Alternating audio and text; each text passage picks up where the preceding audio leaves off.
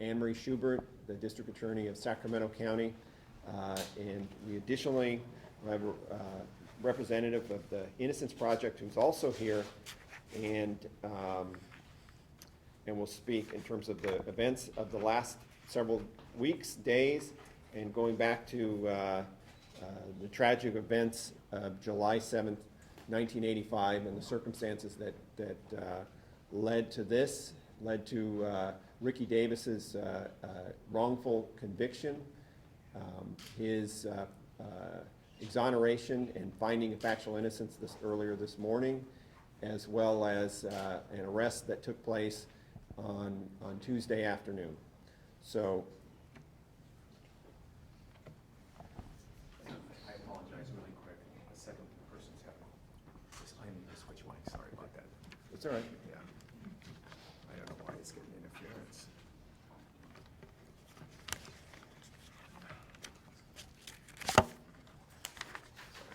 This should go last.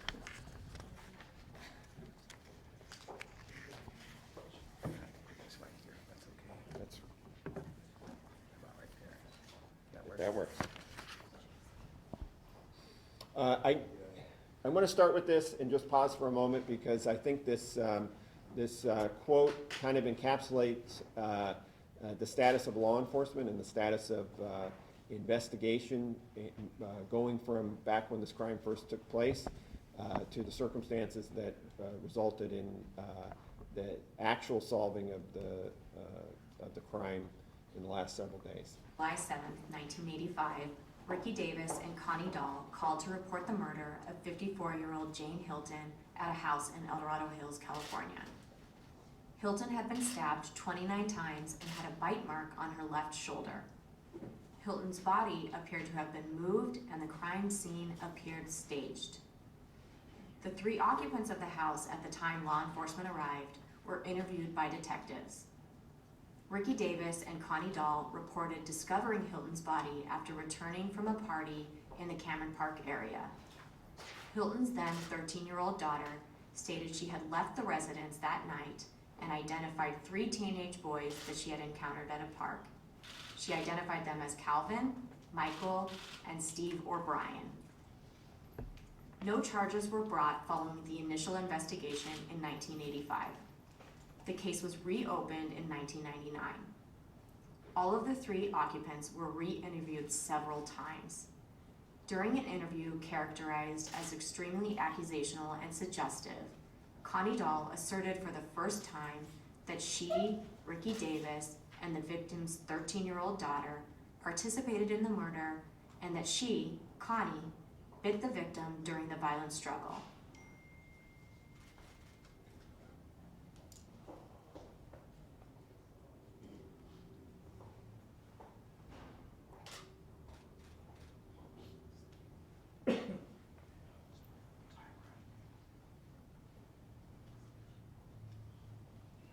Charges were filed and Connie Dahl entered into an immunity agreement and testified against Ricky Davis in July of 2005. The jury found Ricky guilty of murder. Since that time, Ricky has maintained his innocence. In 2012, District Attorney Vern Pierson and the Northern California Innocence Project agreed to submit the evidence for additional forensic testing. In 2014, the Sacramento District Attorney's Crime Lab identified an unknown male DNA profile from saliva on the victim's nightgown in the area of the bite mark. In 2018, the Northern California Innocence Project brought a motion for a new trial premised on the unknown male DNA profile and the coercive interrogation of Connie Dahl. The Honorable Judge Kenneth Malikian heard the evidence and ordered a new trial. In 2019, the El Dorado County District Attorney and the Sacramento County District Attorney worked to identify the unknown male DNA profile by using genetic genealogy. The use of genetic genealogy, thus far, has helped solve dozens of cold case homicides. Investigators and the Sacramento District Attorney's Crime Lab combined the sciences of forensic DNA and genealogy to use genetic genealogy to solve crimes with evidence from an unknown DNA sample. From the unknown sample, they create a genetic profile and searched for similar profiles that would indicate relatives. Then they used that information to develop a family tree for the suspect. This can lead investigators to identify an individual in the family tree who may be the source of the crime scene DNA or the unknown DNA profile. Then investigators can use traditional forensics to confirm the suspect's identity. Using this new technology, the DNA profile was identified as belonging to one of the 3 individuals identified by first name only by the victim's 13-year-old daughter in 1985. The 3 males who were described by the victim's daughter have been located. One is deceased and one is in custody. On February 12, 2020, the El Dorado County District Attorney's Office filed a motion to dismiss charges against Ricky Davis. The District Attorney's Office is still in the process of investigating this case in the pursuit of justice. Conclusion of that video, and if there's any, obviously we'll answer any questions about it. I can tell you in my 28 years as a prosecutor, this case undoubtedly, for me personally, is 2 of the most dramatic extremes that you can experience. On one hand, a person, Ricky Davis, that was falsely accused, brought to trial, convicted, and has spent the last 15 some years in custody for a crime that I can tell you in all confidence he did not commit. It's not a matter of we don't have sufficient evidence to move forward on it or to proceed to a new trial. It's in all confidence, he did not commit this crime and was not responsible for it. Instead, there is another individual who is now in custody, and as the video indicated, he was one of the individuals that was referred to by Autumn back in 1985 and continued forward in her various statements regarding it. So on one hand, we have the system working in the worst possible way, but on the other hand, we have the evolution of both technology in terms of genetic genealogy, as well as what I would characterize the science of interviewing and appropriate modern science-based techniques in terms of eliciting information from individuals.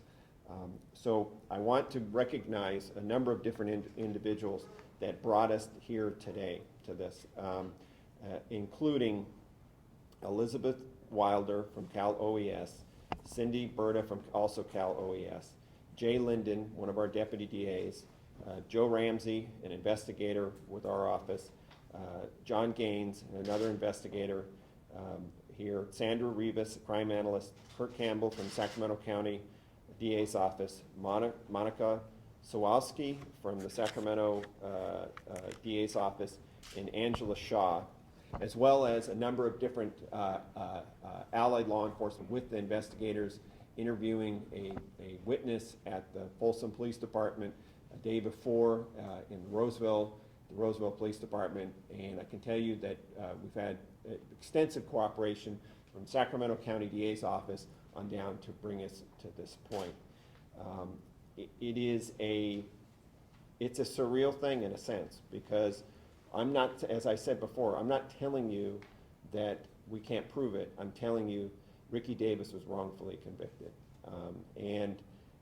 He was convicted as a product of what I would best characterize as overly aggressive interrogation technique that was confession driven. In other words, the interrogators that were trained, and many other law enforcement in the state of California are trained that way, to aggressively go after seeking a confession as opposed to seeking information and seeing where the information leads them. I'm happy to say that the 2 investigators that were involved in this have been trained on science-based interrogation techniques or interviewing techniques stemming from an organization that is known as the High Value Detainee Interrogation Group, which is a research-based interrogation and interviewing type technique that we can talk about more later. So you have 2 different extremes leading to this next one. So, as I indicated, the exoneration and the new arrest related to Jane Hylton's actual murder is a product of the science-based interviewing and genetic genealogy. And specifically, I've asked DA Anne-Marie Schubert to specifically talk about the work that her lab assisted with us in this over the last several years.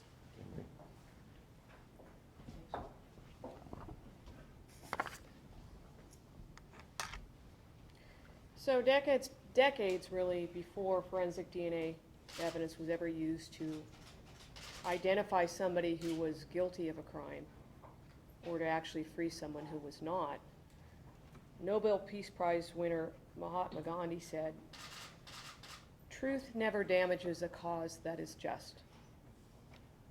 I'll say it again. Truth never damages a cause that is just. DNA evidence, in my opinion, is the greatest tool ever given to law enforcement to find the truth, no matter what that truth is. To identify the guilty, to exonerate the innocent. I've known this personally for 25 years, since my first DNA case in the mid-90s. In 2004, Melissa O'Connell from the Innocence Project here in Northern California, along with the El Dorado County DA's office, came to us, to our crime lab director at the time, Jill Spriggs, to ask us to consider doing post-conviction DNA testing on the Ricky Davis case. And many people might think about what I'm about to say is somewhat surprising, is that we've had a long-standing relationship with the Innocence Project, as well as Melissa O'Connell. I'd like to believe that we're always willing to listen, and when appropriate, to do testing for a client that they represent. That's what we should do after all. Late 2014, as DA Pierson mentioned, our crime lab, the Sac County DA crime lab, began an extremely meticulous process of examining every piece of evidence in this case. As some folks have described to me, meeting after meeting after meeting with our lab folks, with the DA's office here in El Dorado, with the Innocence Project, asking those questions. What do we have? What does it mean? What can we do? Countless hours by Angel Shaw, countless hours, mapping items of evidence section by section, inch by inch, in the hopes of finding what some might say is a needle, something that belonged to the perpetrator, the actual perpetrator of this horrific crime. And with that tedious work by the lab, the DNA emerged, and that was not Ricky Davis. Armed with that information, we know that the Innocence Project went to the El Dorado County Courthouse and asked the judge to reopen that case. And then in May of 2018, the court ordered a hearing of which our crime lab analyst, Angel Shaw, testified. And then in April of 2019, that judge reversed the conviction and ordered a new trial. April of 2019. Within 2 weeks of that order, Vern Pierson came down to our office, the DA's office in Sacramento, and asked a question. Could we use this new tool that had just been used less than a year earlier, the same tool used to identify the alleged Golden State Killer? Could we use this tool? After all, it was used in that case, and since that time has been used in really upwards of probably close to 80 cases across this country to identify rapists and murderers. And in only one case so far had it been used to exonerate an individual. That was in Idaho. Could we use this tool here for the first time in California to potentially free a man?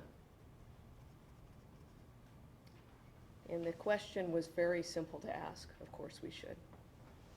And so it began in May of 2019, a partnership that was on a mission, one mission, to find the truth. Who did that DNA belong to? That partnership involved, obviously, the critical component of the DA's office here in El Dorado, our crime lab, private laboratories who specialize in the specific testing that we need for genealogy, private companies that have public genealogy sites that provide the critical link that develops what I call the genetic leads to help us find that truth. I must say, and it cannot go unsaid, that law enforcement's ability to find that truth, to identify the guilty, and yes, to exonerate the innocent with investigative genetic genealogy rests not only with the public's trust, but it also rests with a very clear understanding of one fact.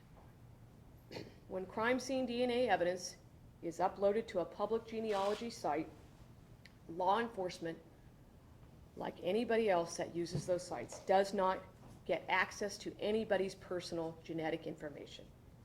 They do not get their personal DNA profiles.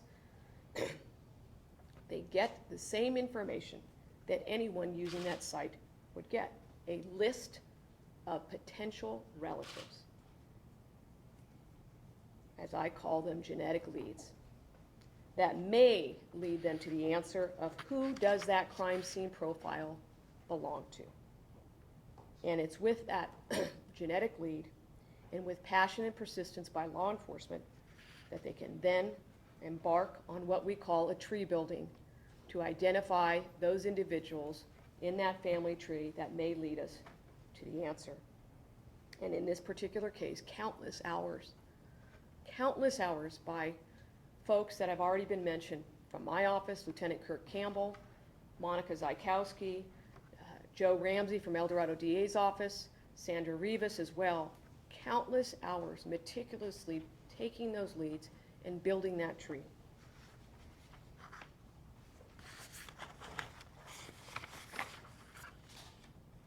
It needs to be made very clear that without investigative genetic genealogy, we would not be here today. This is the first case in California and only the second in this country where investigative genetic genealogy has not only led to the freeing of an individual from prison for a crime he did not commit, but the identification of the true source, and as we now know, the arrest of the person that did have that DNA. It freed Ricky Davis. It identified the other person. Just last weekend, I watched a national television show that questioned law enforcement's use of public genealogy sites to solve crimes like the Golden State Killer. I wonder where those voices will be today in learning that this same tool that has been used so often now to solve violent crime has now been used to free an innocent man. It must be remembered that this is not a tool of conviction, it is a tool of justice. And there's no question that this was a just cause. There are so many people that participated in this just cause that I think I would be remiss for not thanking them, as Vern did. The Innocence Project and Ricky Davis for trusting us and asking for our help for not only seeking the truth, but actually finding it. To our crime lab, Sacramento DA's crime lab, Jill Spriggs, who was the lab director at the time, Chip Pollack, who's the lab director now, Angel Shaw, who spent a lot of time searching for that truth. To our investigators, the genealogy database, for recognizing that this tool, this new tool, will in fact advance human rights to identify the guilty and exonerate the innocent. And without a doubt, the amazing work of the El Dorado DA's office. Just to identify who you want to ask the question, just let me know, and we'll try and do the best we can. I want to ask you, Yes, sir. who's the suspect? Is it Michael Green? And how do you get from Michael, a kid in the park, to Michael Green? Well, that's a lot of detective work to do that, including genetic genealogy. I can tell you that there was he was a juvenile at the time. He was not an adult, and for that reason, there's some certain legal complications in terms of publicly identifying him. I can tell you that Autumn used the name Michael Green as being one of the individuals she was with that night. Ironically, I think when I spoke with Ricky the other day, he mentioned Connie as being fed a story and being made to tell a story, and that Autumn was the only person, I think the expression she used, the only person that stayed true to what actually happened other than himself. So I can't go into specific details from a legal standpoint. I can tell you she used the name Michael Green. You heard the names, and there is an individual in custody by that name in another jurisdiction at our direction. Can you say Does that more? answer? He's in custody here, isn't he? He's not in custody here yet. I don't believe he's been transported yet. Where'd you arrest him? He was, he was arrested and taken into custody in Roseville and interviewed at that time. And can you tell us anything about the interview? I mean, decades later. Well, understand that we have while we're ending one criminal case here, in that being Ricky Davis with his exoneration and finding factual innocence, there is another criminal prosecution that's beginning, and the investigation's ongoing. So I want to be careful about what I say specifically about that part of the case. Would he have to be, sorry, John Thompson, the AP, couple of questions. Would he have to be, you mentioned complications, tried under some sort of juvenile prescription because that he was at the time, or how does that work? Can you explain it, even hypothetically? In just the very general sense that because of the time, 1985, essentially what would happen is a filing would take, for a juvenile, even in a cold case, many years later where the person's in their 50s, the case would have to be initially filed in juvenile court, which is typically confidential with the initial filing, and then there would be what's called a transfer hearing to adult court, which we're confident will take place. And for Ms. Schubert, you mentioned that this is the second case, and it's unclear, is the second case to exonerate, or is the second case where both exonerated and implicated somebody else? Can you expand on that? Just the parameters now. There's one case in Idaho, it's the Angie Dodge case, and it was, I believe, both an exoneration and an identification and prosecution of the individual that was led to through genealogy. And do you know if this technology has been used to exonerate others, even if it's not also implicated? I believe that these are the only two cases in the country of an exoneration using genetic genealogy.